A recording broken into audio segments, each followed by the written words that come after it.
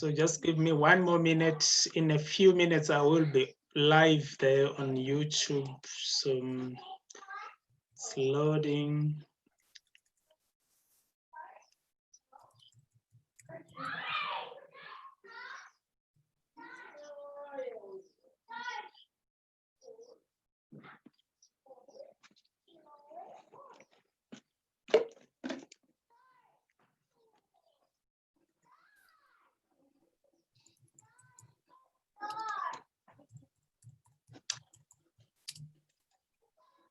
Okay, so I am done. We are ready to start. So the focus of this discussion this week is to have a look at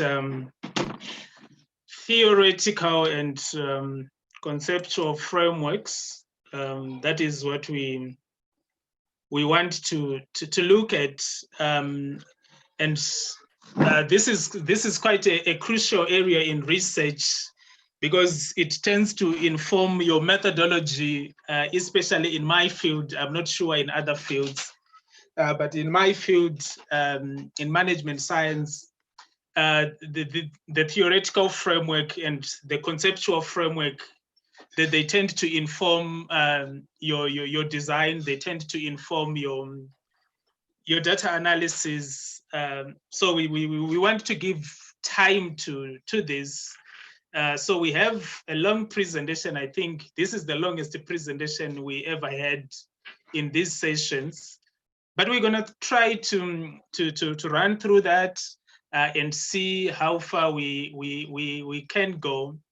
I see Dr. Mari likes a lot of quotes, so I'm going to give him to reflect on the quotes that I'm sharing on the screen. Then we take it from there. Over to you, Dr. Mari. Okay, thanks, Dr. Woyo.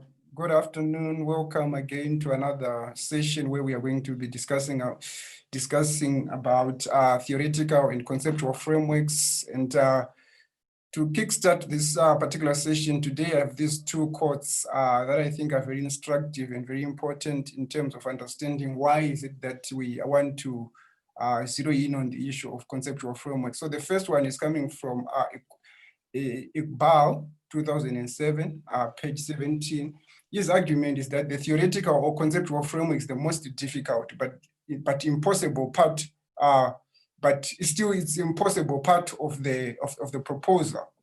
And I think it's as you are going to be discussing today, you are going to see why this particular quotation is very important. I think we are going to try and bring it home and make you understand why is it that we are focusing more on the theoretical or the conceptual framework. And the next quote that we have here is the one that comes from Grant and Osanlu, 2014, page 12. Their argument is that the theoretical framework is the foundation from which we all know. Let me just do something. Maybe I'm okay. All knowledge is constructed metaphorically and literally for a research study. It serves as the structure and support for the rationale of the study, the problem statement, the purpose, the significance, and the research questions. The theoretical framework provides a grounding base or an anchor for the literature review, and most importantly, the methods and analysis. So pretty much, this is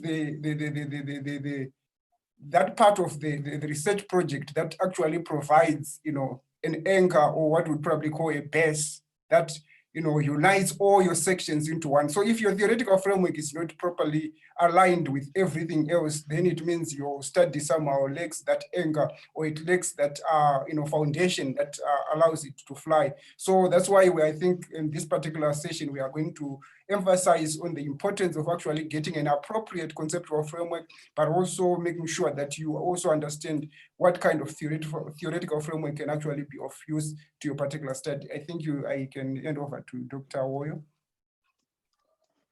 Thank you, Dr. Mari, for that, for breaking the ice. So what then are we talking about here? What is the theoretical framework? Perhaps what is also a conceptual framework? when we look at this, we are looking at theory that is normally going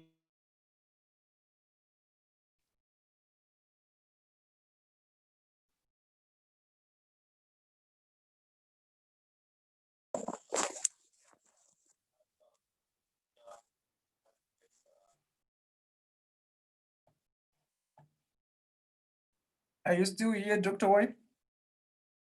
to have a single theory that speaks to this, and we also need to make sure that this theory we are talking about is going to be understood as the basis upon which we are going to do our studies. So it's in other words, we are talking about a blueprint, for your entire dissertation inquiry that you need to have, that you need to have in place so that it supports the study that you are doing. It gives your study some kind of structure and all that. So we are looking at that structural guide for research that has to rely on formal theory, that has to be constructed based on theory, and this theory should be explained, and it must show some coherent relationships among the problem or the variables that needs to be done. So basically, you need to have a theory. If you are doing a master's, maybe one. If you are doing a doctoral studies, you might need more than a theory, or you need theories that are going to support what you are going to be talking about. I leave Dr. Murray to shed more on this, and then we see how far we can go. Okay, thank you again, Dr. Woyo. So as you have rightly pointed out, a theoretical framework certainly is pretty much usually a single formal theory that we use to guide or to inform our studies. And most of the times in qualitative studies, you tend to use these theories at the start of the writing process. When you're actually writing your research proposal, that's when we will actually say, okay, please provide a theoretical angle that you are going to use to look at this particular phenomenon that you want to look at.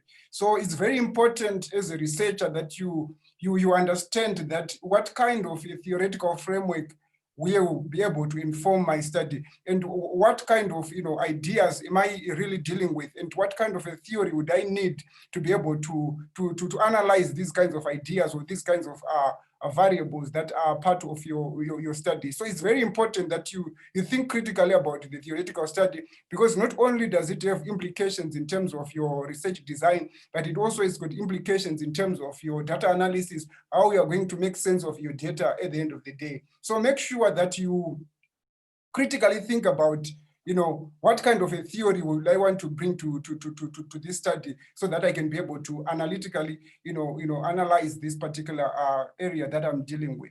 And again, the other issue that is also very important is that according to SNRD, he says that 1991, he says that a theoretical framework is defined as a structure that guides research by relying on a formal theory constructed by using an established coherent explanation of certain phenomena or relationships. For example, let's say you are dealing with issues around leadership, for example. And for example, for you in terms of leadership, maybe you're interested in the transformative aspect of leadership. So in that regard, obviously, theories around transformational leadership could be important theories that you need to look at. If, for example, you are dealing with motivation that I always want to talk about here, probably you may think about how Maslow's hierarchy of needs as a theoretical framework can actually be able to inform whatever you want to do. Or maybe you can look at McGregor's theory X and theory Y to understand how people are motivated, especially if you are looking at it from the perspective of human resource management, for example. So a theory at the end of the day, it's almost a coherent explanation of how certain phenomenon or certain relationships are structured, and that theoretical framework gives you what we would call maybe analytical lenses to analyze data, or what would probably one can actually call spectacles that you can actually use to see your data based on a coherent theory. So it's always very important to think about, okay, I have these research questions, I have this problem statement, but what about my theoretical framework? Or how am I going to be able to analyze these particular things that I have to look at in this particular topic? So the theory becomes a very important aspect in your research project. You can move on, Dr. Warrior. I have moved on. Okay, so the other issue again is that we are saying one way of looking at a theoretical framework is to look at it from, for example, I would want to give an example of, let's say you want to build a house. So if you want to build a house, the most important thing is to have a drawing, a floor. I know the architect must draw some plan, or maybe a drawing plan, to say this is what exactly your house would look like. So there are two things that are involved. There's the floor plan. There's also the one, probably nowadays they talk about the 3D, kind of, visualization, where you can be able to see through whatever you want to visualize. For example, you want to have a room, maybe a study room. You want to have a kitchen. So a theoretical framework, in many ways, almost serves the same purpose, because it allows you to visualize how your data is connected, or how your data set is connected to other, relationships and phenomena that you are trying to look at. So it's very important that you always make sure that when you are thinking about a theoretical framework, you think about it, critically, and also look at it. But again, one thing that I just want to say before I leave it to Dr. War, is that more often times you often read where theoretical and conceptual frameworks, the terms are often used interchangeably, but that is also very wrong, because as you are going to see today, these two concepts are different in many ways. Of course, they serve the same purpose, but they are different in as much as they are often used interchangeably. So you must make sure that you decide whether your particular study requires a theoretical framework or it requires a conceptual framework. And in some cases, in some fields, actually, you don't just need to have one theoretical framework. You can actually have 2, 3 conceptual theoretical frameworks that you are going to triangulate, so that you can be able to make sense of complex data set that you're dealing with. So it's not just an issue of just saying one theory and then I'm going to use that one theory. You can actually be able to triangulate theories again, as we have already talked about in terms of mixed methods approach. I think you can move on, Dr. Warrior, so that we move on with our time. Thank you very much. So when we look, so I think before we move on there, let us try to reiterate that one of the components for you for reviewing literature, for instance, is for us to determine what theories might be used to explore the research questions that we have, especially in our studies, be it the masters, the doctoral, or in terms of the research articles. So it's quite important that when we review literature, we need to arrive at the theories and get to use these kind of theories in order to answer our research questions. So when we look at a conceptual framework also, it is seen as something that is actually broader, and it offers a critical examination of the issues that are being studied.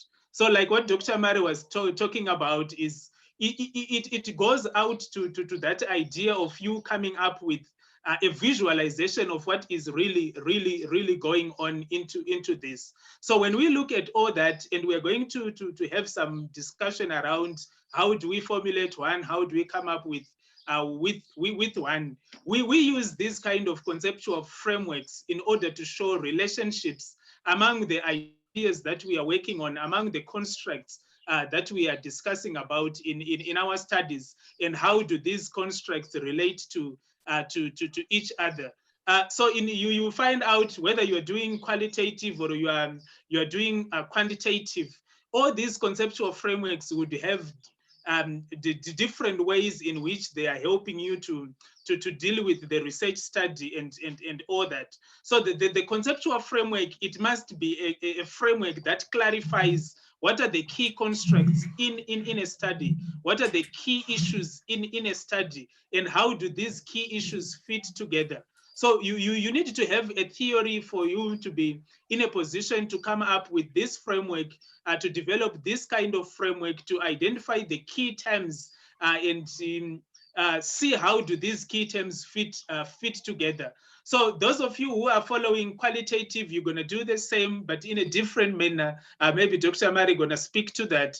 But those of you who are doing conceptual frameworks in quantitative studies, there is really need for you to link your conceptual framework to the hypothesis that needs to organically emerge, so that it shows how do issues fit together.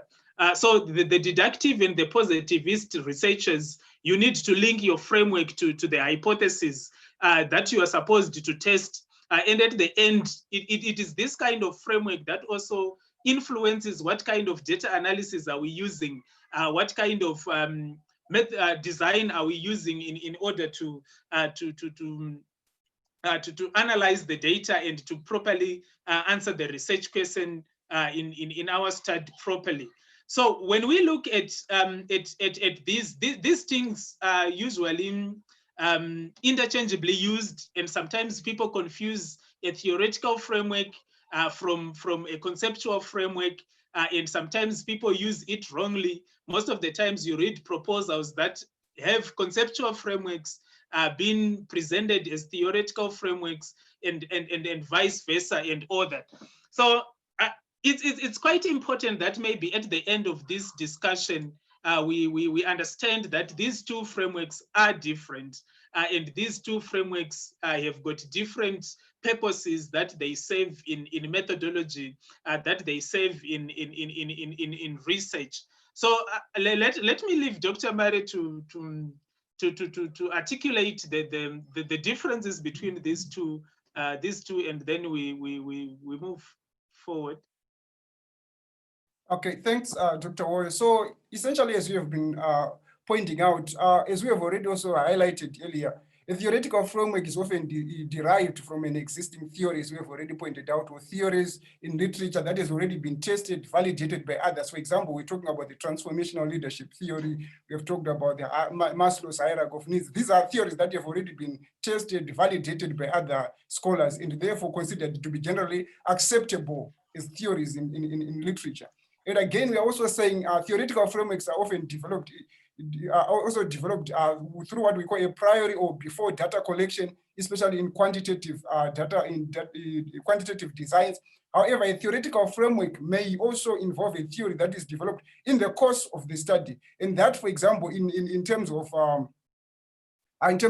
qualitative study, that we can actually call a grounded research, what we call grounded research, whereby you can actually do a study without having any theoretical framework, and the theory actually emerges from the data set that you end up coming up with. So that is also different. But I just want to also highlight that in qualitative research designs, you may actually begin with a structured or perhaps less structured theoretical framework to keep the researcher from forcing preconceptions on the findings. So you may say, for example, you start with this transformational leadership as a theory, but if you find out that maybe your data set is actually probably speaking contrary to that, that's when, for example, you can then be able to demonstrate how even having a theory probably the theory may have been it's probably going to be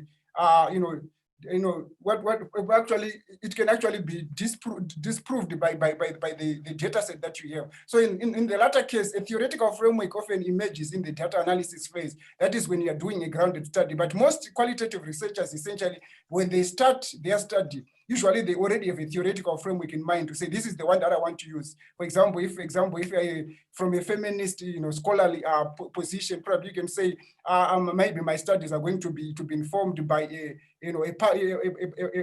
post-colonial, feminist theory, or it can be informed by Black feminism theory. It can be informed by, liberal feminism theory, depending on where you are positioning yourself vis-a-vis the data set that you are going to work with. So in qualitative studies, oftentimes we tend to see, scholars actually having theories before even they get into the field. And sometimes that's why sometimes qualitative studies are often critiqued, because you already have preconceived ideas about how you are going to go about analyzing your data. compared to those probably who say, no, let us do a grounded study. Let us allow the data to inform theory rather than to force theory on our data set. And most of the times, ourselves and even our supervisees, I think, are also guilty as charged in terms of forcing theories on data sets that probably is actually ill-suited for that particular theoretical explanation. You can move on, Dr. Warrior.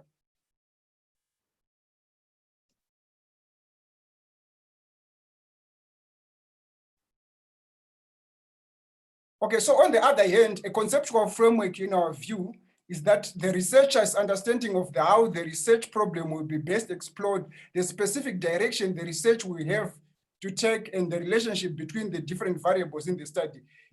Pretty much a conceptual framework in this regard is a system of concepts, assumptions, beliefs that support or guide the research plan. So unlike a coherent theory where you have got all relationships already tested and validated by other scholars, this one you can actually use a concept. For example, let's say, for example, you want to look at issues around trust within relationships. For example, you can actually use the concept trust as a concept, and then use that as a concept to say my assessment of trust within relationships is going to be assessed from the position of the concept of trust, and you then build on that concept to come up with concepts, assumptions, and even beliefs about how trust can actually be built, be broken, or even be maintained in a relationship, for example. So a concept can just be one statement or one concept that you just have, and then how you operationalize that concept to come up with many other constructs and variables that can be used to explain. That then becomes a conceptual framework. Whereas a theoretical framework, as we've already pointed out, tends to be very coherent. It has been tested, it has been validated by others, it has been used repeatedly by others. For example, theories that we have already talked about, issues around transformational leadership, Maslow's hierarchy of needs, for example. These are already tested theories that are already in operation, but that can always be used to look at issues around motivation, leadership, for example. And again, we are also saying the conceptual framework offers a logical structure of connected concepts that help provide a picture or a visual display of how ideas in a study relate to one another within a theoretical framework. So again, what the purpose of that conceptual framework pretty much is to provide that structure of connected concepts that can help you to provide a picture or a visualization of how certain concepts actually interconnected, for example, in your particular study. So with that, I think we have done the differences between what we would call a conceptual and what we would also call a theoretical framework. So you can move on, Dr. Warrior, to the next slide. Okay, thank you, Dr. Mari. Maybe one quick way, this is how I always say it in a methodology class, in a quicker way, that when you are looking at your conceptual framework, I always say, if you are to put whatever you are researching down in a diagram, how do you put it? That's actually a fancy way of saying what a conceptual framework is. So what are the strategies that we normally use in order to develop an effective theoretical framework? I will do a quick rundown here. The first thing that you need to do is to make sure that you examine your thesis title, your dissertation title, and the research problem. And when you are examining your thesis title and the research problem, you would find out that you need to identify what are the key constructs that are in your title, what are the key constructs that are coming in or that are emerging from your problem. So from your problem, you will be in a position to identify these, and it is these key constructs that are going to lead you to the selection of a theory, and then you will be working towards coming up with your theoretical framework. So if your topic, for instance, has got repurchase intentions as a construct, then it is that repurchase intentions of smartphones that is going to help you to identify what are the kind of theories that normally speaks to repurchase behavior, that normally speaks to repeat business, that normally speak to this kind of a construct. So it's quite important that's the reason also why titles needs to be very good, because if you don't formulate your titles properly, you are likely to struggle with the selection of the theories, because sometimes your constructs are just slipping away and you don't really get proper constructs. Then after you have examined your title, the next thing that you might need to do is to brainstorm on what do you consider to be the key variables in your research. So you have considered the constructs. Then after that, you need to consider what are basically, maybe for some of us who are in quantitative research, it's quite important for you to be in a position to identify, okay, in my research, what exactly is my independent variable? What exactly is my dependent variable?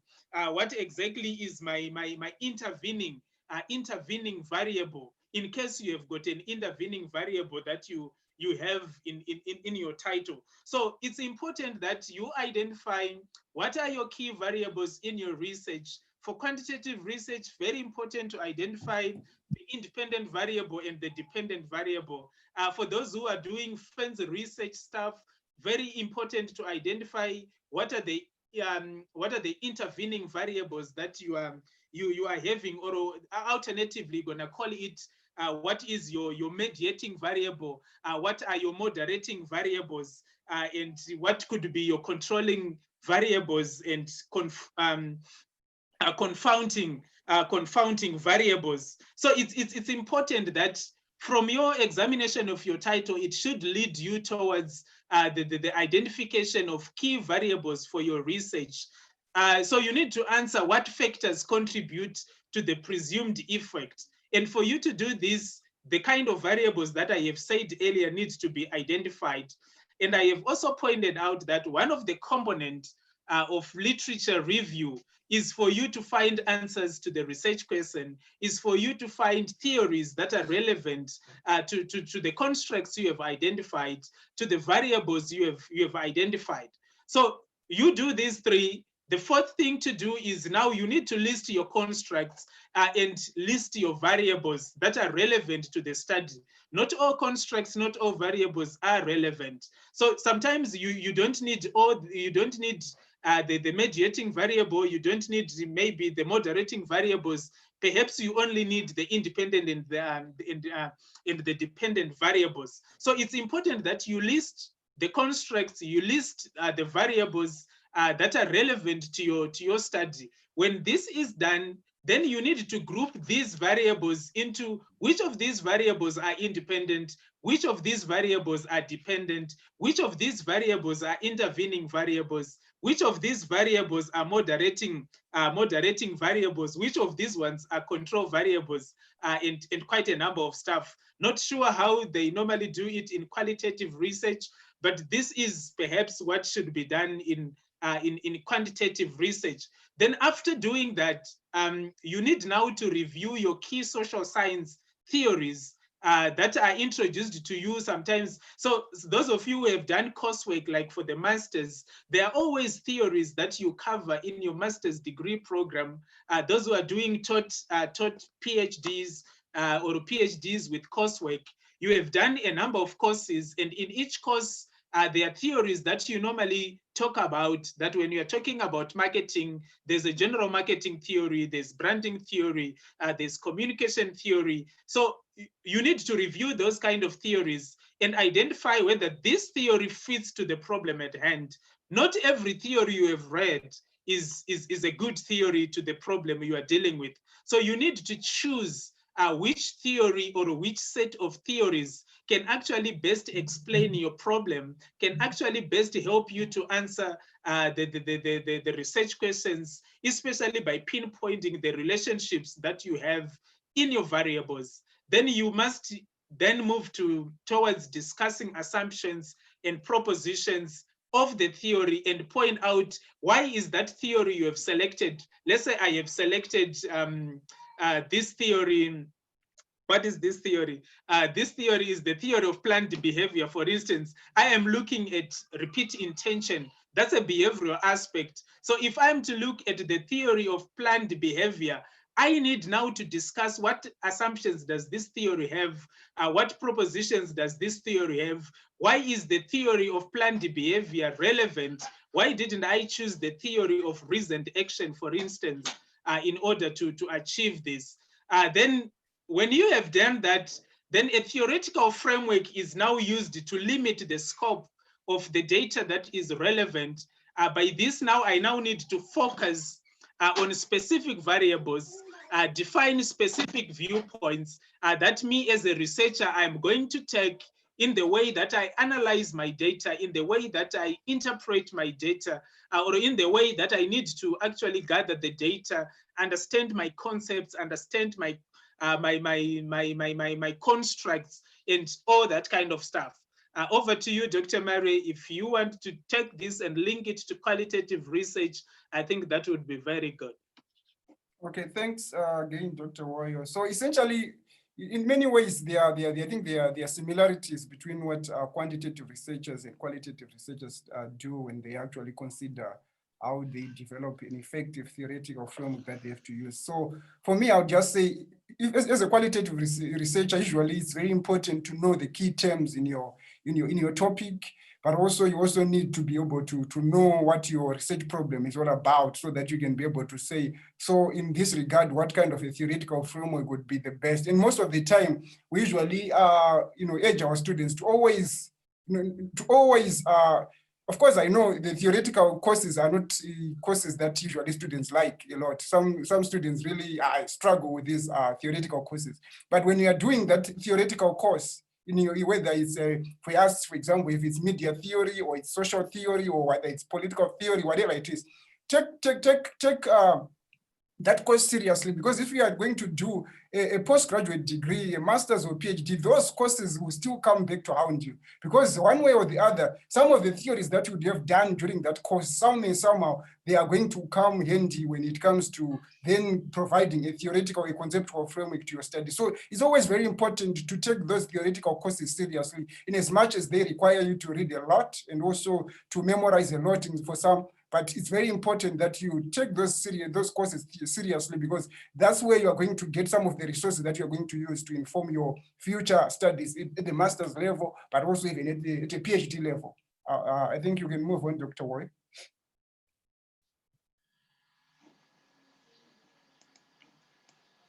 Okay.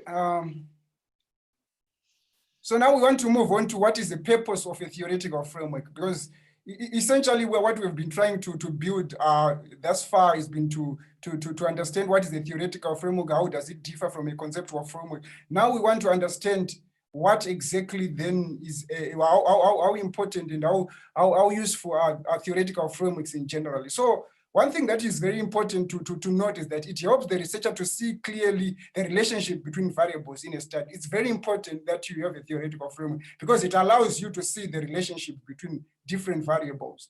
But also, it can also provide you with a general framework for data analysis, because remember, a study, once you have done your chapter 1, chapter 2, maybe now you have done your research methodology chapter, you have done your data collection.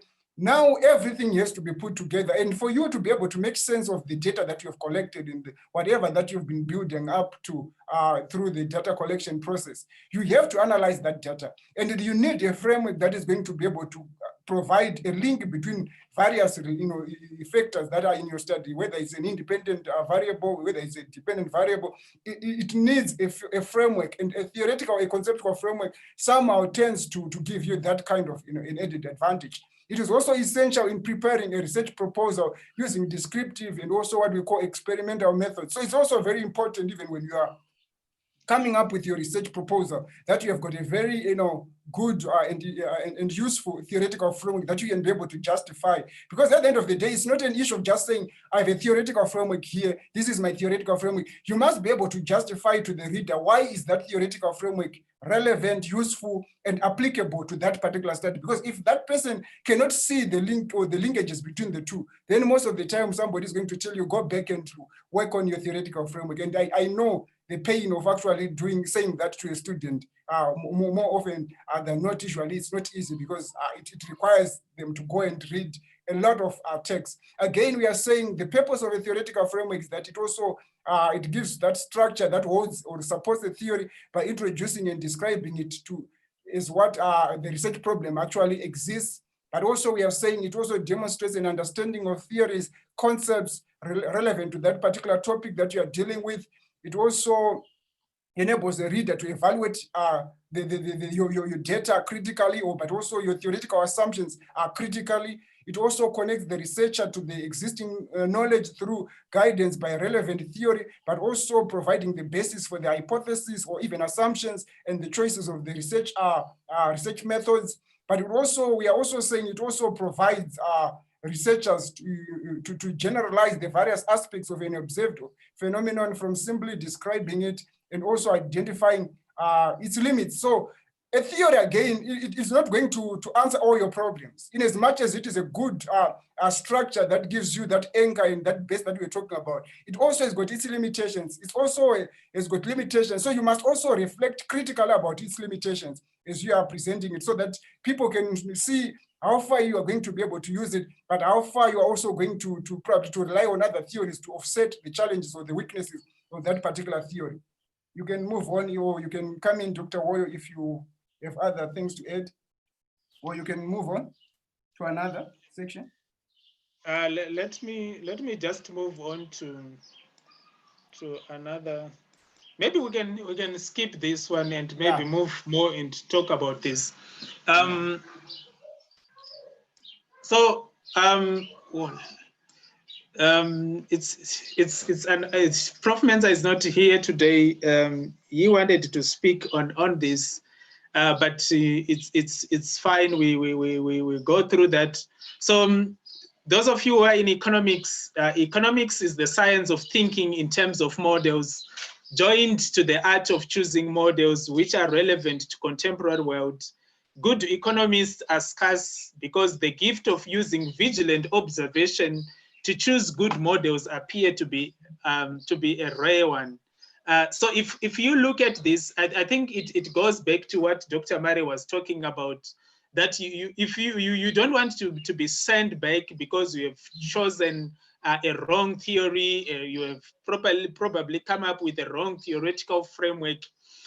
So because it is that framework, that theoretical framework, that is going to influence the model. So you find out maybe in some books, the model also refers to the conceptual framework. So when we are talking about conceptual framework, we are talking about you being able to join certain things together and come up with a model. You being able to join certain things together and come up with a framework we can actually see that this is the relationship between these constructs. This is the relationship between these variables and all that. And for you to be able to do this, you must be a vigilant somebody. You must be able to actually choose proper theories, be able to determine your variables properly, your constructs properly, so that you will be able to come up with a model. And one of these things that we are getting to now is sometimes even in a PhD or in a research article, for instance, when people are doing models, you are now even also expected to come up with an alternative model. So in case you have got this model, what could be the alternative conceptual model to this?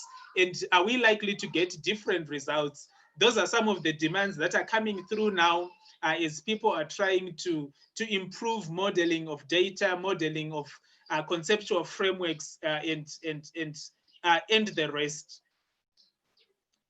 So in moving forward, let's talk about, so although a conceptual framework may not always be required in a proposal, no master's research, no PhD research should actually start without developing one.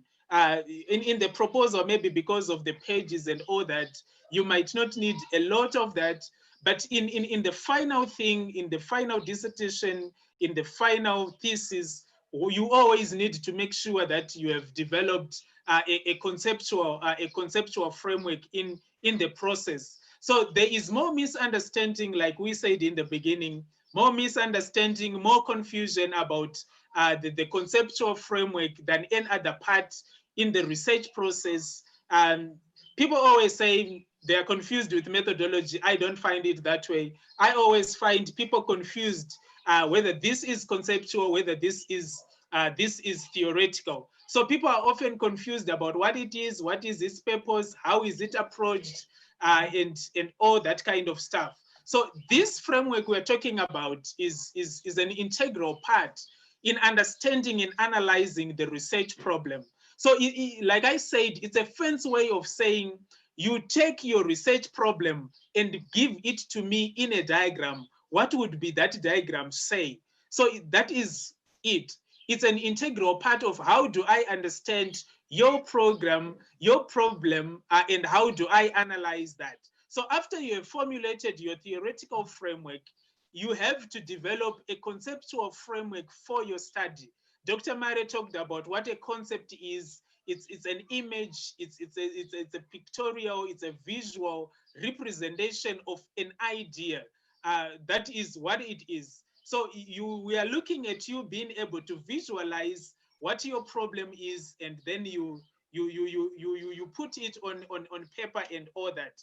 So this theoretical, while the theoretical framework is actually based on the theory on which we are going to use in a study, the conceptual framework, we are talking about you operationalizing the theory, you operationalizing the study that you are doing, and see how it is going to come out in the process. So maybe let me leave Dr. Mare to talk about this, and then we move forward. Okay, thanks, Dr. Woyo. So as we move on, it's always very important, not only that we are able to visualize, but also you are able to symbolically represent whatever concept that you want to push at a conceptual framework level. Or you should be able to come up with a model that can actually be able to tie in your independent, your dependent variable, so that somebody who wants to be able to understand the relationship between variables in your research can be able to do that. And we are also saying that the conceptual framework is often neglected or done hastily or inadequately. And most of the time it's because, as I've already pointed out, these things are usually done in a theoretical course where students usually have no time or have no time to actually, think critically about the importance of theory. Because essentially in life, one thing that I have certainly noticed that there's always a relationship between theory and practice, in as much as people are always attuned to focus on practice, to say, no, we want things that are practical, we want things that are practical. But behind the practice, there's always the theory. It's only that people don't see that.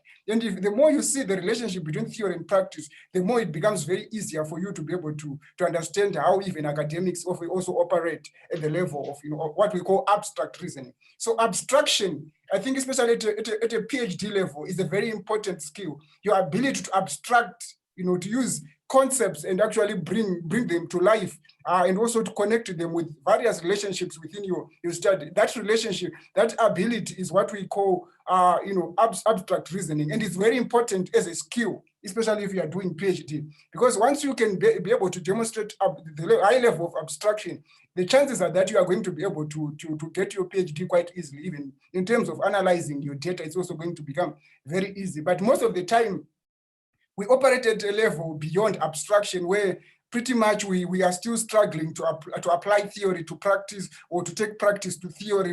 We struggle with that. And because of that, it becomes very difficult for us to be able to understand how a conceptual framework can actually be able to help us. So the other reasons for this might be that it requires complex reasoning, and also complex abilities. For example, we've talked about abstract reasoning, but also recognition and synthesis of central points, knowledge of existing relevant theory. Again, it requires you to read a lot so that you know what are the theoretical assumptions that are within your field.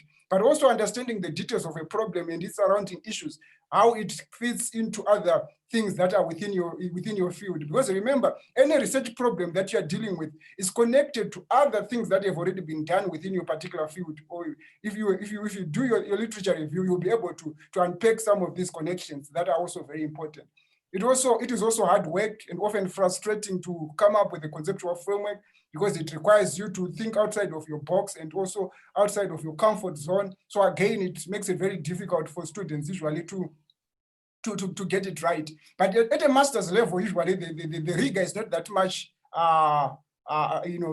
It's not as exhausting as it is probably for a PhD, where at PhD level, obviously, what is expected from you is contribution to new knowledge. So at the end of the day, you need to demonstrate how you have contributed to new knowledge. So coming up with a conceptual framework is one of the most important things at a PhD level that you must be able to be able to do. To say, okay, this is the model that I'm going to propose. For example, let's say you're doing a research on e-learning like now during a COVID-19 pandemic situation that we find ourselves in. If you are saying probably one of your objectives is to come up with a model of how a university can actually run a successful e-learning project. So having that conceptual framework around that kind of a model that you are proposing could be part of contributing to conceptual framework development, but also contributing to new knowledge that you can also do as a PhD student. So it's always very important to think outside the box rather than to think within the existing knowledge that has already been written for us by others. You can move on, Dr. Woyo.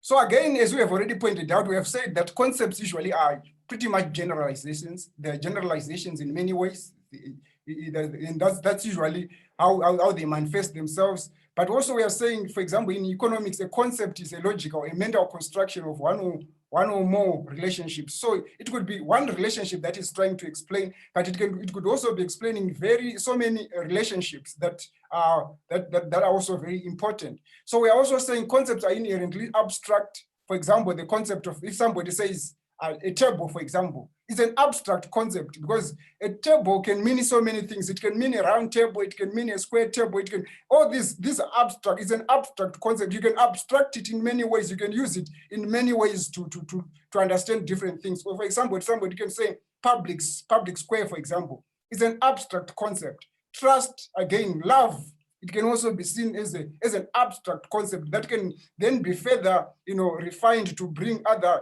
different relationships that can actually, exist between different variables. So we are also saying in economics, concepts typically focus on relationships between variables, which is very important, especially for quantitative researchers.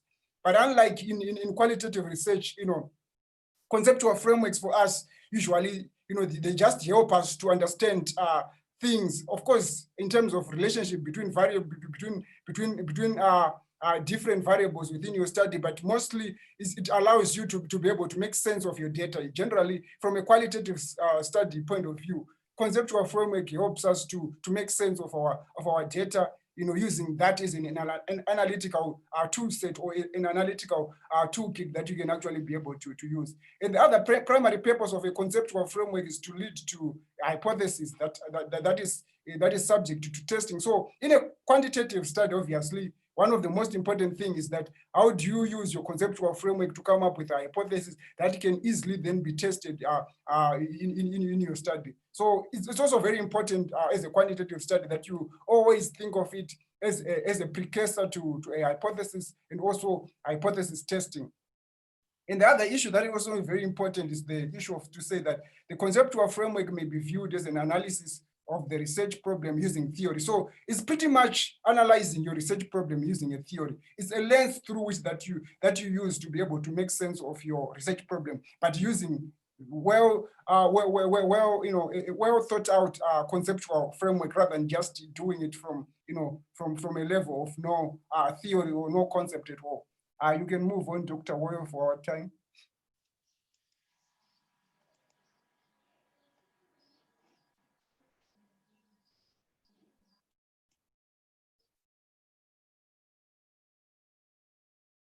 Okay, thank you, Dr. Barry. So it is also important that when you are developing your your conceptual framework, you need theories, like we were saying, and you don't just need theories. You need theories, or a theory that is relevant. So the relevant theory that we are talking about is a theory that gives a researcher insights into one or more of the issues that I'm going to quickly highlight. So a relevant theory is a theory that gives you insight regarding what could be the source of the research problem that you are dealing with. So if the theory is not highlighting this to you, then it means it is not able to tick the box of relevance. Because when a theory is relevant, it must help you to give you some insights regarding the sources of the research problem. It must be able to give you some insights regarding the solution to the research problem. Remember, when you are doing research, you need to prove that you have got an existing problem. And when you prove that there's an existing problem, the theory should help you to show you the source of that problem. The theory should help you to show, to generate possible solutions to the problem. The theory should also help you to generate relevant variables, whether be it the independent, the dependent, the intervening, the controlling, the confounding, the mediating, and whatever kind of variable you are looking at. The theory should give you insights to say, okay, this is my independent, this is my moderating, this is my dependent. And the theory should also help you to identify the relationships that exist in this kind of problem that you are analyzing. Are there direct relationships between the variables? Are there indirect relationships between the variables? So the theory should help you to give you that. And in the end, like Dr. Mari was saying, when you come up with your conceptual, it also helps you to formulate hypotheses that needs to be tested. And these hypotheses, one of the challenges that I have encountered over the years is most researchers, they give hypotheses that do not organically emerge. And one of the reasons why they don't organically emerge, it's because literature has not been properly reviewed. It's because the theory that they are using is really not kind of is not relevant in most of the stuff. Then one of the things, so like I was saying, you always need to make sure that you have got a theory in place. So for instance, if I am interested in measuring purchase intentions of higher education students for smartphones because they're going to want to use it in class, I might need to think about, does the theory of planned behavior, is it relevant? What kind of insights does it give me? Does it show me the source of the problem? Or perhaps the theory of reasoned action is relevant. So either of these two theories can be used, but for you to use them, you need to make sure that these theories are actually relevant. So if I would adapt one of these theories, I would need to adapt a theory that makes it relevant, show me the source of the problem, show me how relationships are organized, show me which of these ones could be my variables and all that. So sometimes sometimes people would say there is no existing theory that is sufficient to analyze the problem. In this particular case, I think one can always argue his or her case in the master's research, but in the PhD, this does not sell. To say sometimes there is no existing theory that is sufficient to make me analyze the problem. So in this case, if there is no sufficient theory, you need to develop one yourself, or refine existing theories that are present, or simply identify the gap and present an incomplete conceptual framework. So like what I said, the latter option of you presenting an incomplete conceptual framework, it can work for a master's degree, but it will not work for a PhD degree. It will not even work for you writing a research article in the process. Then let me quickly have a look at, after you have developed your conceptual framework. So once you have done this, the next issue is for you as a researcher to determine what research methods are you going to employ in order to answer the research problem through your proposed framework. Most of the times people think about methods of research much earlier before they do this thing. And as a result, their methods of research sometimes are greatly flawed. And if they work, for me, that is purely by chance. So once you have done this, your conceptual framework is quite useful because it's going to help you in choosing the methodology. It's going to help you in choosing the methods of research, be it method of data collection, be it method of data analysis, so that you will be in a position to answer the research problem much better. So your design depends on the nature of the data that needs to be analyzed. So if you are to collect quantitative data, that is when your thesis problem requires you to do so, then it means in your framework, it will help you as a researcher to depict what is typical and atypical among the data. It also helps you to differentiate or to show relationships between two or more variables, if that is the case. It also helps you to determine the likelihood that the findings are real for the population as opposed to have occurred only by chance of the sample. So the kind of conceptual framework you present also influences the methodology that you are going to use. And the same happens for the qualitative data of your research. So if you are looking at a problem that focuses on meanings, perceptions, symbols, description of the subject matter, so it means your analysis as a researcher, you need to observe behaviors, situations, interactions, and environments, scrutinize these behaviors for patterns and categories, answer your research questions based on what can be deduced from the findings. So you need to arrive at this methods of analysis informed by your theoretical and informed by, more specifically, your conceptual framework. Otherwise, you will be doing a lot of guesswork in terms of how do you choose your methodology and methods of research and all that. And one of the things that we have been talking about is you being able to come up with a hypothesis.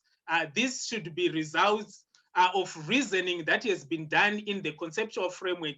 And this is where I have been saying that when you come up with your hypothesis, they need to be organically emerging. They need to be reasoned hypothesis. So the function of a conceptual framework for those who are doing quantitative research is to lead to the hypothesis development that are relevant to your research.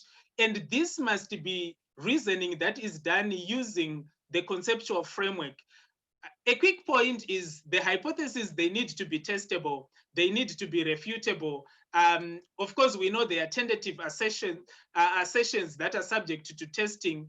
They can take form of simple proposition of an expected outcome, or they can show relationships and all that kind of stuff. So there is no argument around whether it's a simple proposition or a relationship, but the argument is, are these hypotheses emerging from the concept or from the conceptual framework? Are they emerging organically? That's the bottom line. Are they going to be testable? Are they going to be refutable? And all that. And it also, when you do this kind of thing, it also informs you what kind of analysis that needs to be done in order for these things to work. So one of the key things that you see when you are doing a quantitative hypothesis is they need to be statistically tested. You need to determine what kind of statistics are actually important or relevant for you to test. So when you look at this, you are looking at 4 key characteristics, like hypotheses must be stated in specific terms for them to be tested properly. You must collect appropriate data for you to test the hypothesis. You must use appropriate analytic techniques for you to test the hypothesis. Most of the times people use wrong statistics to test the hypothesis. Please don't do that. There must be a conceptual basis for you to run the hypothesis testing and all that. And you must make sure you are not really concerned about association. You are concerned about causation in that particular space. So quickly moving forward here before I give Dr. Murray the opportunity is people often have got difficulties when they come up with hypotheses. I see a lot of students, when you read their proposals, they often struggle to develop their hypotheses. Why? Because they don't have a clear theoretical framework. Why? Because they also don't have a clear conceptual framework. So in the absence of such, hypothesis development is very difficult. Sometimes people don't properly develop a hypothesis because they are not able to use the framework logically to see the hypothesis that exists within their conceptual framework. And at some other point, they also fail to understand research techniques that allow the hypothesis to be tested in that regard. So let me leave Dr. Made to talk a little more about operational suggestions as we want to now open the floor for discussion. Okay, thanks. Thanks once again, Dr. Warrior. So as we round up this discussion, one thing is very important here is that you need to keep a clear focus on the primary purpose of a conceptual framework, which is pretty much to analyze the research problem, or if it's in a qualitative studies, pretty much to analyze your data set on your behalf, or to help you to analyze your data set. So it's very important that you always think about that. If you are dealing from a quantitative point of view, you have to ask yourself, what is my research problem? In terms of, in terms of qualitative studies, you need to ask yourself, so what are my study objectives, and what do I want to find out? What is the goal of this particular study, and what kind of information do I want to analyze at the end of the day? So it's very important. And then the other issue, which is also quite important, is to say, a good way to start is to use a simple conceptual models and then build on them to the level where they are very complex and sophisticated, so that you can be able to analyze. So usually, some people usually use already developed models, while others can then be able to modify existing model, conceptual model, so that they can add their own contextual variables to that particular models. Because remember, most of the models that we deal with, some of them, they come from the global north, or in Europe, or it can come from America, and therefore you need to be able to say, but do these conceptual models actually operate in our African context? So that's when you need to modify, that's when you need to revise these existing models that you usually find either in your textbooks or wherever you bump into them. And the other issue that is also equally important is that this can also be a useful approach for all kinds of research, either policy analysis or even problem solving, that you come up with a conceptual framework that then allows you to be able to make sense of different variables in that particular research. And the other issue that I just want to raise is we finished to say that the selection of a theoretical framework or a conceptual framework requires a deep and thoughtful understanding of your problem, purpose, significance, and the research questions. It's always very important. Ask yourself, what is my research problem? What is the purpose? What is the significance of this study? And what are the research questions that are equally important for this particular study? So once you do that, you can then be able to reflect deeply about what are the implications in terms of the theoretical or the conceptual framework that you would need to be able to make sense of that particular data set. And the other issue that is equally important is to say it is imperative that all four constructs, the problem, purpose, significance, and research questions, are tightly aligned and intricately interwoven, so that your theoretical framework or conceptual framework can serve as the foundation for your work and guide your choice of research design and data analysis. Once these are aligned, it follows that even your theoretical framework can then be able to guide you in terms of what is the appropriate research design and what is the appropriate data analysis method that you would want to use to be able to deal with that particular issue. So it's always very important. And then finally, the other issue that is also equally important, I just want to give this example. So think of the electrical system running through a house. So your problem Your purpose, your significance, your research questions and methodology and data analysis plan must flow through all the rooms in your house. So it means if it's a kitchen, if it's the sitting room, if it's the bedroom, if it's all the rooms obviously require some kind of an electrical system. So make sure that all your theoretical framework or conceptual framework allows you to be able to have this running thread that can encompass your problem, your purpose, your significance, and research question, and connecting all the elements explicitly together to deliver power throughout the whole dissertation. So your theoretical framework pretty much is almost like an electrical system that gives the power to almost all the elements of your dissertation or your thesis. So all the rooms of a house require electricity. Similarly, all aspects of the dissertation research should connect to the theoretical framework. Otherwise, if you don't get the right theoretical framework, it means some rooms are going to remain in dark while these other rooms have got the light. And at the end of the day, it's very easy to fail that particular dissertation or thesis because it doesn't have the right kind of illumination that is required to pass at the level of master's or PhD. I think with that, I think we can move on to the questions, Dr. Woyo, unless if you have got other issues to add. Thank you, Dr. Mari, for that.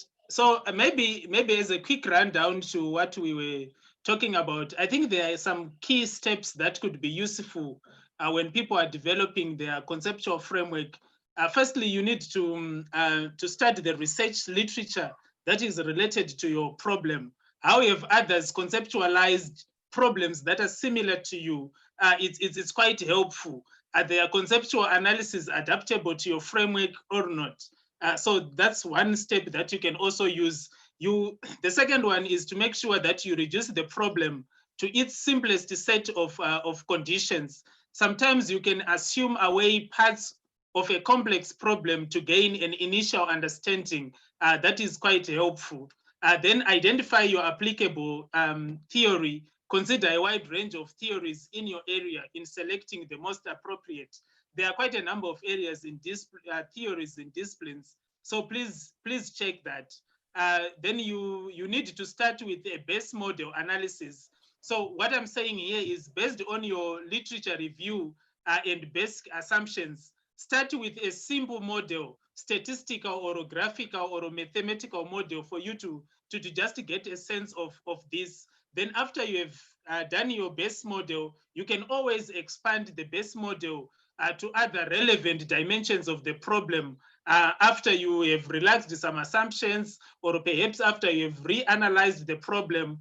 This is going to be quite helpful for you as it makes the model more complex, especially there are some disciplines that really require the modeling to be quite complex. But remember, in your complexity, the goal is not complexity, but the goal is to accurately address the problem and all that. Then the last step perhaps is to just assemble relevant testable hypotheses from the conceptual analysis. Sorry, I am so biased about quantitative research, but I think I get moderated with Dr. Mari here as he comes from the qualitative side of things. So it has been quite a marathon, and we thank you for staying along. Now what we want to do is, I already received one of the questions here that I need to pop up there and see who can come in through first. I see today we are graced with quite a number of doctors, which is a good thing. So you also gonna get quite a variety of responses than the usual culprits. Okay, the question reads like this. I want to ask, on where best can one apply the conceptual framework and the theoretical framework? Should one consider type of research being conducted, or maybe research design or research philosophy? That's the question that was inboxed to me. I want to ask on where best one can apply the conceptual framework and theoretical framework. One should consider type of should one consider type of research being conducted, or maybe the research design or research philosophy? Let me see. Whom do I start with? Dr. Chutsi, you are free to come through and share your insights and see how we can help the participant.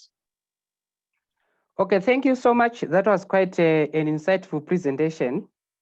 But coming specifically to the question, I think some of the takeaways from the total presentation was that every study, whether it's qualitative or quantitative, must be informed by a theoretical framework. That is very, very important. So your theoretical framework will also now speak into the other issues. They will also speak into your research design. They will also speak into the other nitty-gritties that actually connect the study.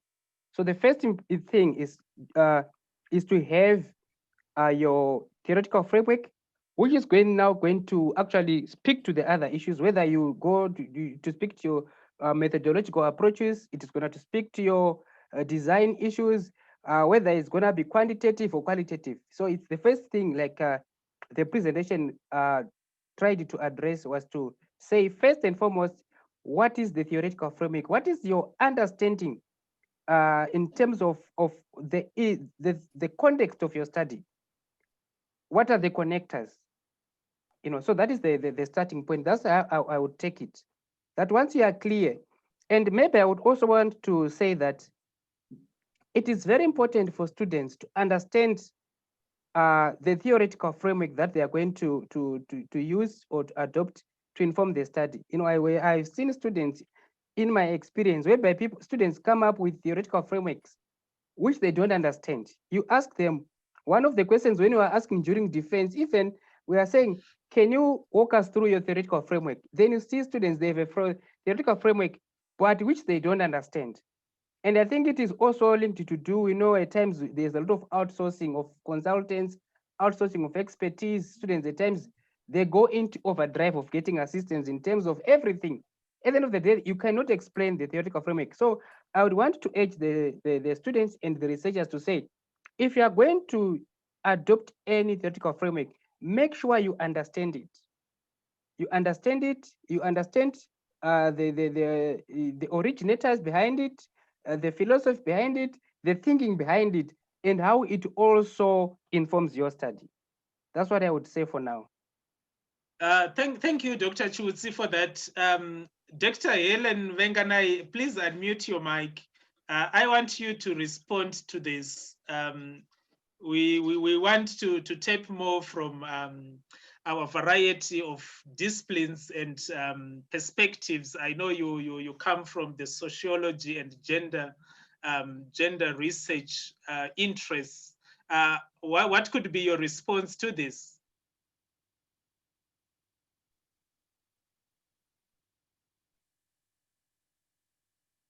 Technology makes people hide behind.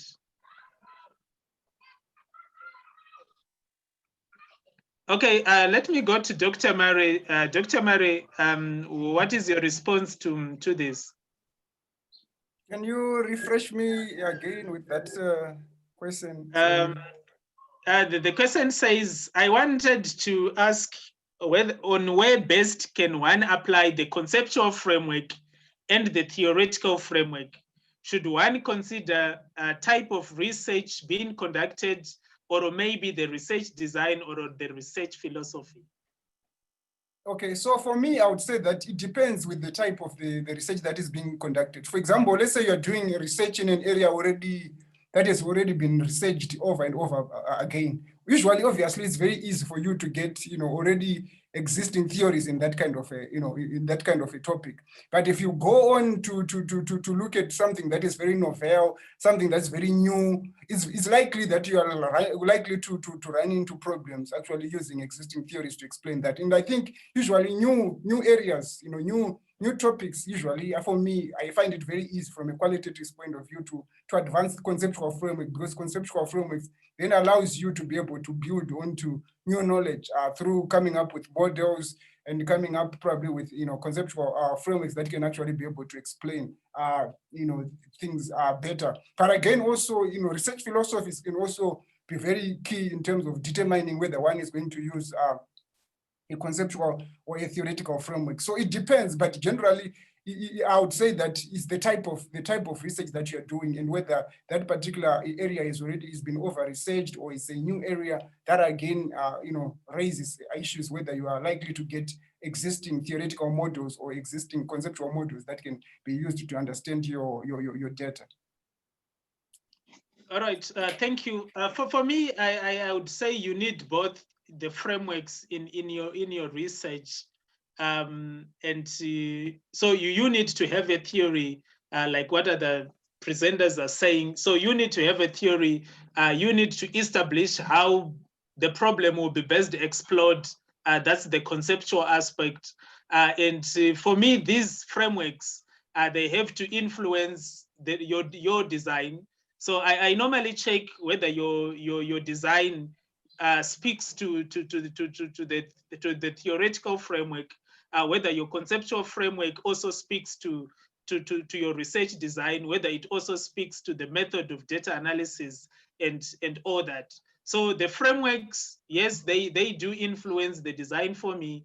They influence the methodology. They influence even the methods of analysis. So is other research methods like methods of data collection and the like. What was being said here? Precious is saying that, thank you for untangling this web of conceptual theory, theoretical framework. My conceptual framework on gentrification in Zambia was shot down. I was told that I am trying to be an authority by doing so. I also wanted to use two theories, actually existing neoliberalism, that is according to Brenner and Theodore, 2002, and Heckworth and Smith, the third wave gentrification, 2002. Now I am stuck with the former, though I feel my theoretical framework could benefit from the later. Dr. Mare, you once spoke to a topic at some point, right? Yes. So for me, if I was to assist in this particular study, I would say, yes, you would start with the neoliberalism theory of gentrification, and then and you also bring in the third wave gentrification. But at the end of the day, you need then to be able to develop from these two, by merging these two theories that equally speak to each other. Or one is probably, the other one is a critique of the first one actually. So you can actually be able to use both. But at the same time, you can then be able to demonstrate some of the elements from the third wave gentrification that we are going to use in terms of your study. And I think if you are going to triangulate these kinds of theories, there's an opportunity for you to actually come up with probably a synthesized theory that speaks to neoliberalism, but also speaks to issues around third wave gentrification. So in terms of knowledge production or knowledge contribution, I think there's a space there for actually to come up with a model, or even a synthesized model that takes into consideration neoliberalism, but also third wave gentrification. That's what I would say.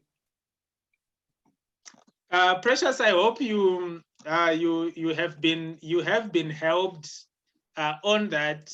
We are going to welcome a few more questions on this topic, and then we close off.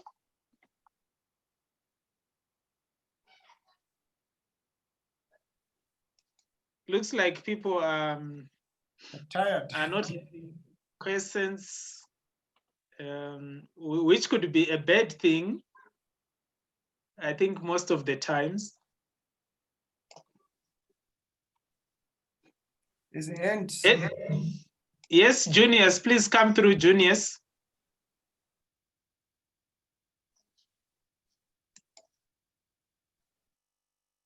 Junius, unmute yourself and come through with the point you are making.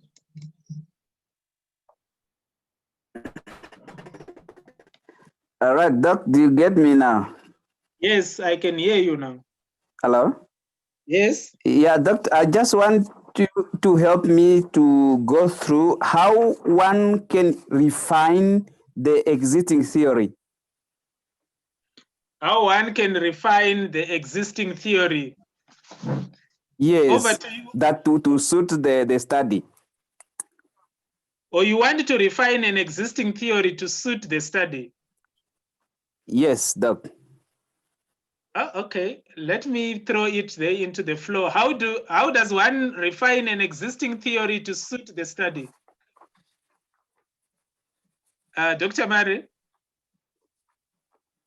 Okay, so for me, I would say it's an interesting question, but I would say if you want to really refine an existing study, usually that can only be done at the level of once you have the data, you have your own findings, and therefore in your own context, then probably you can say that particular theory doesn't explain it's not suitable enough because probably it has got certain weaknesses. It can only be able to explain certain phenomenon if certain issues are actually added to it, then that's only when you can actually do that. But otherwise, at the level of just application, it's usually difficult for you to then just refine at the level of application. Rather, wait for your data to approve what, or to validate, or to invalidate what is already already operating in that particular context. I don't know if Dr. Chuzi can come in there if he has got other views. Yes, I think what we want to take from the whole presentation was that when you're talking of theory, you're talking of a systematic way of understanding events, behaviors, and situations. So at the conception of the research, normally you can use a number of theories to explain your study, but it's not the level where you can start modifying. But you can modify and even propose new or better novel theories as informed by your data, as informed by, that is more of a post-empirical phase. So when you're talking of post-empirical phase, that's when you probably can talk about modifying and proposing new ideas, proposing new knowledge, and re-theorizing certain things. But when you are doing the study now, the idea is to really understand, is to use theories probably as they are, to inform, to explain, to demystify certain trajectories in the study, to speak about your variables, to speak about the interconnectedness of certain concepts in your study. That's how I would understand it. But post-empirical phase, post-empirical study, when you are not talking about your findings, that's when you can repropose and validate and dismiss certain concepts and say, I think this is a better way of understanding these things. Yeah. Thank you for that. Any other issue that you want to be helped on regarding conceptual and theoretical frameworks?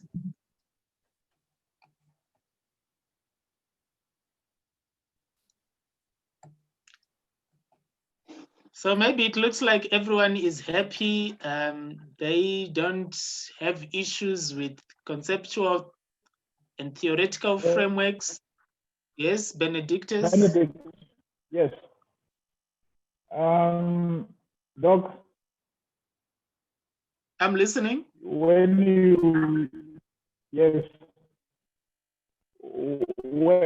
you talk about the theory, are you talking about the existing work that was done by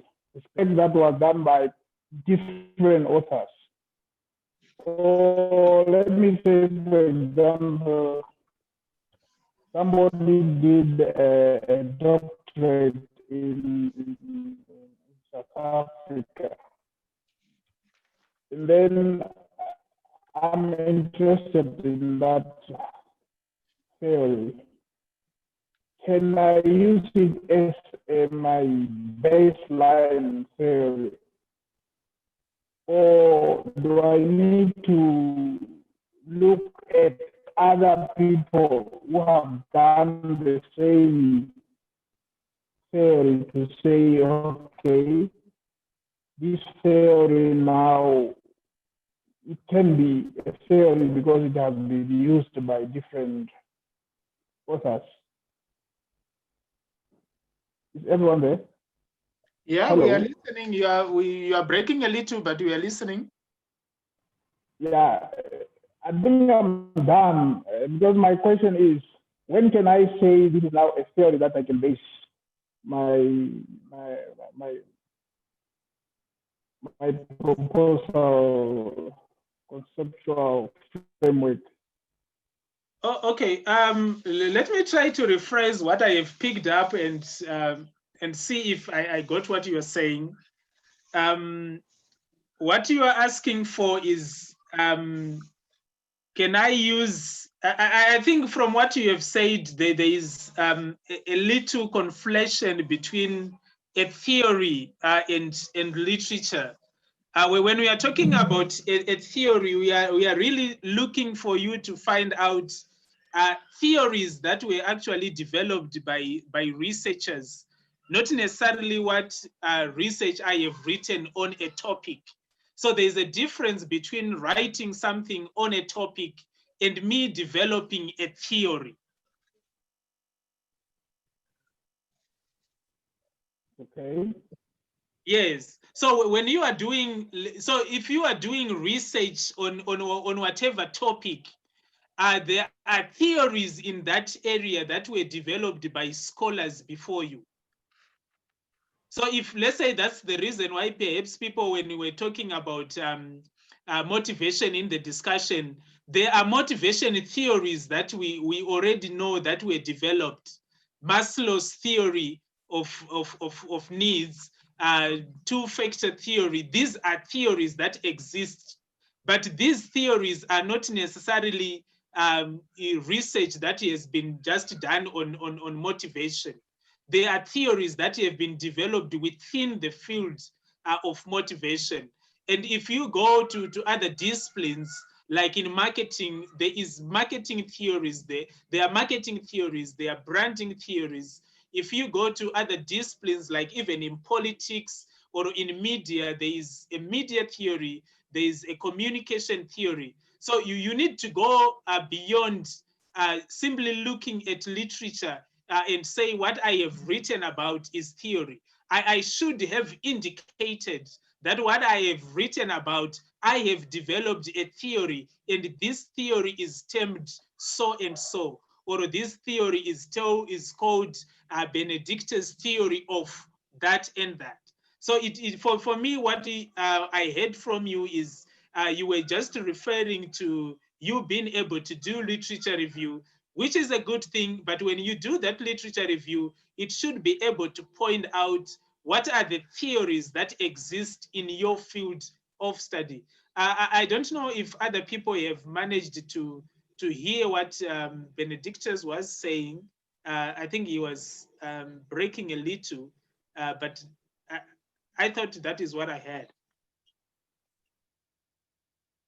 Yeah, I think pretty much, I think what he was referring to, for me, I think it would seem as if he was talking about doing a literature review, which for me, a literature review is not really a theoretical framework. It's just what studies are there in your particular research area that you are working with, who has done what, who has written about that in that particular field. But a theoretical framework, as we have already pointed out, it should be a coherent body of literature, or board of statements that can actually demonstrate the linkages between relationships. For example, we've talked about Maslow's hierarchy of needs as a theory that is specifically used, especially in the field of motivation, human resource management, and also there are so many other theories. So each field has got its own theories. So as a researcher, you must always be be in the know of what are the theories that are applicable to my study. What are the theories in my field? What are the most relevant theories that I can use in my own study to make sense of whatever I'm trying to work with? So it's not just doing a literature review. A literature review, no. That is not a theoretical framework. A theoretical framework, it can be one person probably could have come up with that theory. For example, we talked about Maslow. Is a person who actually came up with that theory. Now it's called Maslow's hierarchy of needs. It could be a two-factor theory by McGregor. It could be there are so many theories that are being coined, but you need to be able to understand which one is the theory that speaks to your study and how are you going to apply it? What are its strengths? What are its weaknesses? And how are you going to make sure that you use the strengths of that theory to make sense of your data set? I don't know if Dr. Schultz wants to come in again. Can I say something before? Maybe okay. You want to say something? Okay, you can come in. The other questions, okay, now when I'm doing my PhD, I have to come up with a conceptual framework. So the next researcher, what will he call my work? Will it be a theoretical framework, or will it be still a conceptual framework? Thank you very much. It will still be a conceptual framework. We will look at your conceptual framework, critique it, or take it and probably modify it and see if it still speaks to perhaps what we are doing. You have not developed a theory. It's still a conceptual framework. When will it become a theory?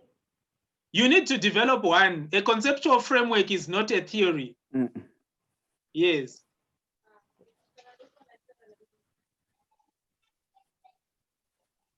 Dr. Chutsi, you can come through. No, I think on that one, I have no further comment. Further, just to say that in research, really, we are not really reinventing any wheel, you know. That's one thing, and it is incumbent upon researchers to appreciate the body of knowledge that is already existing, and that's why it is important. Like, for example, when if I'm to speak from a tourism perspective, we know that if you are talking about travel motivation, for example, if you want to study travel motivation, you know that there's some outstanding scholarship and contribution from peers who talks about the travel career ladder, you know, when you are looking at travel motivation. So you can always make reference to it and say you are building on that. You're actually borrowing from what peers is produced on travel motivation, and you're now using his concept of the travel career ladder to inform also your study and your research. So there is already somewhere where you are starting from. That is the whole process of trying to theorize. You are starting from somewhere. You are not reinventing any wheel, but you are starting from somewhere to build on your study and also to inform your methodological approaches. So that's what I would probably say. So it's more novel to really be grounded in your field, to be grounded in the existing body of knowledge, so that at the end of the day, you're not struggling. You're not like starting from zero. You're not starting from scratch. Yeah, that's what I would say, Dr. Oyo.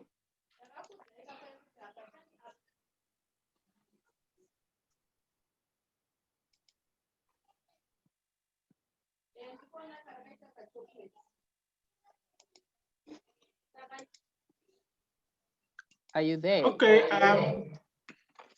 I think there are no further issues here. So let me allow Dr. Mary to close off the session, and we call it a week. Okay, thanks, Dr. Warrior. So I want to thank everyone for attending again this other workshop that we had today. Essentially, we were looking at a conceptual and theoretical framework, and I hope certainly you have benefited. I know as we started, I think one of the courses that we started with certainly demonstrated that this is not an easy thing. Coming up with a conceptual and theoretical framework is not a walk in the park. It's one of the most complicated things of actually doing a research, especially at a master's and PhD level.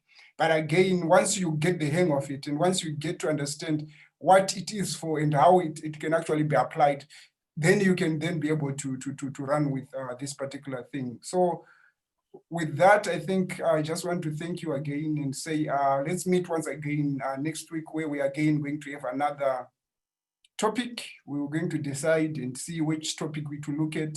But if you still have another topic which you feel we have to continuously go back to and try and exhaust, then we are still free to go back and look at it. But we are going to see what we can actually look at next week and see how we can actually capacitate you to finish your master's, your honors, and also your PhD thesis on time. All the best. Thank you. Thank you very much. Stay safe, stay at home, don't make unnecessary travel. If you're traveling, put on a mask when you come back or wherever you are. Continuously wash your hands. Yeah, so we meet next week. We will communicate to you the details of the issues we're going to cover next week. So it's bye-bye for now. Bye. Bye. Ciao. Thank you so much.